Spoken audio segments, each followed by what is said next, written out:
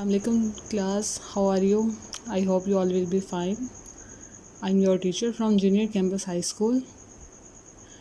आज का हमारा है लेक्चर नंबर 2। स्टूडेंट, आपने कंप्लीट स्टोरी सुन ली, होप उसे आपने रीड भी किया होगा।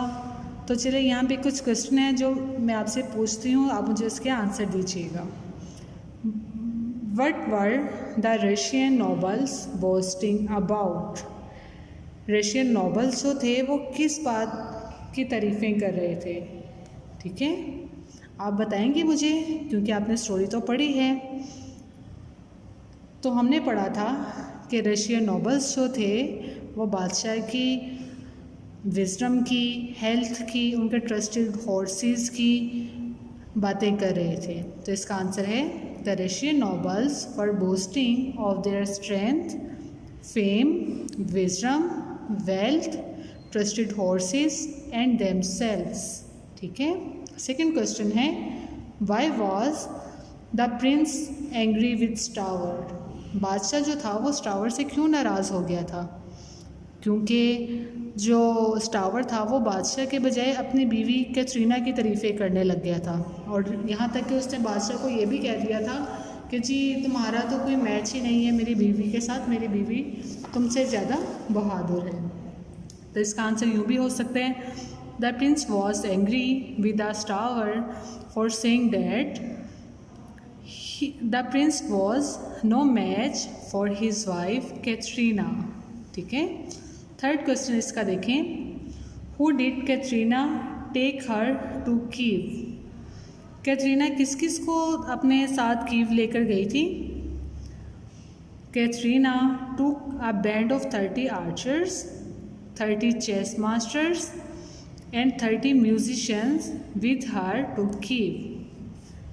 The next है what did the Greek ambassadors want from the prince? उस एम्बेसडर ने प्रिंस से क्या मांगा था? अब आप मुझे बताएं कि क्या मांगा था। उसने ट्रिब्यूट कहा था कि मुझे पे करो, ट्रिब्यूट पे करो मुझे। तो इसका आंसर यूँ हो सकते हैं the Greek ambassadors wanted the prince to pay tribute, और अगर वो नहीं देगा तो उसे डेफिनेटली उसकी भतीजी से वो शादी करना पड़ेगी। ठीक। नेक्स्ट क्वेश्चन है आपके पास, why did the prince think that Katrina was a man? शहजादे को क्यों लगा था कि जी कैटरीना जो है वो मैन है, वुमेन नहीं है? The Prince thought that Katrina was a man because of the clothes she was wearing and because she behaved like a man. क्योंकि कैटरीना जो थी वो बिल्कुल एक आदमी की तरह बिहेव कर रही थी, और उसका जो ड्रेस था ना वो भी एक आदमी की तरह ही था। नेक्स्ट वन है आपके पास, हु वॉज ज़िबावा? ज़िबावा कौन थी? आप सबको पता है कि ज़िबावा कौन थी, वो प्रिंस की भतीजी थी। Why did she refuse to marry the Greek ambassador? उसने उस ग्रीक एम्बेसडर से शादी का इनकार क्यों किया था? क्योंकि उसका ख्याल था कि जो ग्रीक एम्बेसडर है वो आदमी नहीं है, वो तो औरत है।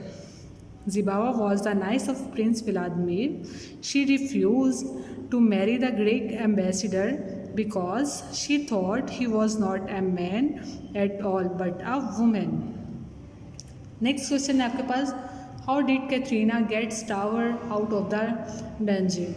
कैटरीना ने किस तरह स्टावर को उस कालखोटड़ी से निकाला था? अब आप बताएं किस तरह निकाला था भाई? तो क्लास उसने कहा था कि जी आपके पास कोई ऐसा आदमी है जो मुझसे लड़ सकता है? अगर है तो उसको बुलाओ, मैं पहले ये उससे लड़ाई करना चाहूँगी और फिर बाद में मैं आपकी भतीजी से शादी करूँगी। तो इसका आंसर यूँ हो सकता है Katrina got Stavr out of the dungeon by challenging the prince to a fight. तो उसने फाइट के लिए इसको चैलेंज किया था। The prince was frightened to fight. अब शहज़ादा तो खौफज़दा हो गया। But when the Katrina asked if there was no a brave warrior in the dungeons to fight her, the prince remembered Stour Gordanovich and had him brought out of the dungeon. फिर उसको याद आया कि हाँ मेरे पास तो एक आदमी है स्टावर जो जिसे मैंने काल कोठरी में बंद किया हुआ है, तो ऐसा करते हैं उसको ले आते हैं और वो इससे लड़ेगा। कंप्रीहेंशन के बाद हम पढ़ेंगे words to know. Words to know class आपको पता है किसे कहते हैं? वर्ड्स मीनिंग को कहते हैं, ठीक है। वर्ड्स टू नो ही आपके वर्ड्स मीनिंग कहलाते हैं। अब हम इनको पढ़ते हैं। इन्हें आपने याद भी करना है क्योंकि ये भी आपके एग्ज़ाम्स में शामिल हैं। फर्स्ट वर्ड है आपके पास एम्बेसडर्स। एम्बेसडर बच्चों एक सरकारी नुमाइंदा होता है, किसी मुल्क का पैगाम जो दूसरे मुल्क तक पहुंचाता है उसे हम एम्बेसडर कहते हैं।